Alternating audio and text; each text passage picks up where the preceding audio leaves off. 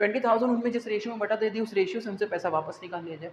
तो बिजनेस में एक अमाउंट फिर से हो जाएगा, रिटन फॉर्मेट की बात कर रहा हूँ मैं, एक पैसा फिर से हो जाएगा 20,000, उस 20,000 को उठा के जिनको पेमेंट करना था उनको पेमेंट कर दिया जाएगा। बस ऐसे ही गलती को ठीक करना है भाई। जैसे आप हैं, हम हैं, ठीक है, मान लीजिए कि हमने किसी पैसे को रख लिया, याद आता है कि भाई उस पैसे में से 20,000 रुपये तो हमें किसी को देना था।